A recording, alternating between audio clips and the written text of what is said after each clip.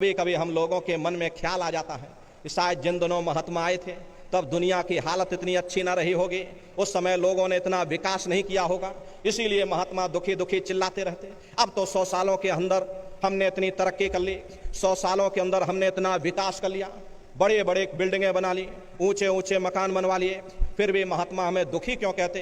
प्रेमी भाई बहनों, या तो हमारे सोचने में फर्क है या हमारे समझने में ही फर्क है। अरे आप अपनी बुद्धि से जरा विचार करिएगा। जब हम लोग झोपड़ियों में रहते थे तो पूरा परिवार एक साथ रहा करता था, आपस में एक दूसरे से प्रेम था। शाम को थके हारे घर वापस आते थे, प्रेम के साथ भोजन करते थे और गा बजा करके निश्चिंत होकर के सो जाते थे, मन में कोई चिंता नहीं थी। अब जब हमने 100 सालों के अंदर इतनी तरक्की कर ली, ऊंचे ऊंचे मकान बना लिए, बड़ी बड़ी बिल्डिंगें बनवा ली, उनमें एयर कंडीशन भी लगवा लिया, 9-9 इंच के गद्दे भी डलवा लिए, फिर भी हमको नींद नहीं आती है, नींद की गोलियां खा खा करके सोना पड़ता। प्रेमी भाई बहनों, पहले गांव में कोई मामूली वैद हकीम हुआ करता था, लेकिन इलाज सबका जरूर हो जाता था। अब जब 100 सालों के अंदर हमने इतनी तरक्की कर ली, हमने इतना विकास कर लिया, बड़े बड़े अस्पताल बन गए, नए नए डॉक्टर आ गए, नई नई दवाइयां आ गई, तो बीमारी भी तो नई नई निकल आई। इसका मुख्य कारण है कि लोग अनाज की पैदावार को बढ़ाने के लिए तरह तरह के रासायनिक खादें और कीटनाशक दवाइयों का इस्तेमाल करने लगे। लोगों का खान पान गंदा हो गया, जिसका प्रभाव हमारे शरीर पर पड़ता है। अरे डॉक्टर जरूर हैं, पर मिलते किसको हैं? और मिल भी जाए तो अस्पतालों में चारपाइयां कहाँ मिलती हैं?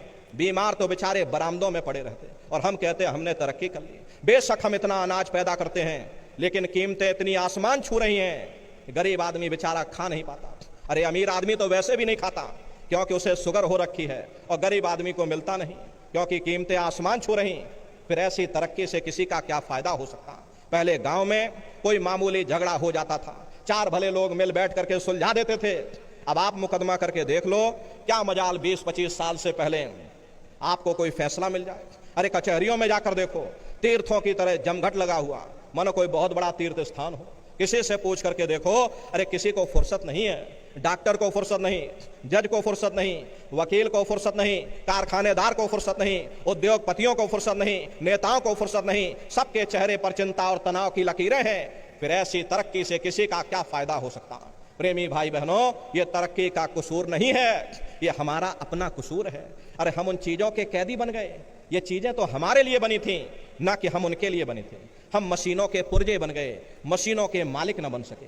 हमको मालिक बनना चाहिए था। अरे सबको रोटी मिलनी चाहिए थी, सबको कपड़ा मिलना चाहिए था, सबको मकान मिलना चाहिए था, सबका मन निश्चिंत होना चाहिए था, किसी के मन में चिंता और तनाव की लकीरें नहीं होनी चाहिए थी। अरे समाज में सद्भाव रहना चाहिए था, और घर में माँ बाप का सम्मान होना चाहिए था।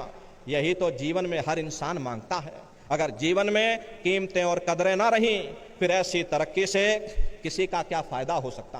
प्रेमी भाई बहनों, इसीलिए महात्माओं ने जब कहा था तब भी ठीक था, और अब कहा तो अब भी ठीक है। दुनिया में न तब किसी को सुख मिला, न अब किसी को सुख मिल सकता। इसीलिए गुरु नानक साहब ने लिखा है, नानक दुखिया सब संसार। दुनिया का हर एक जीव अपनी अपनी जगह है दुख और मुसीबतों से भरा हुआ।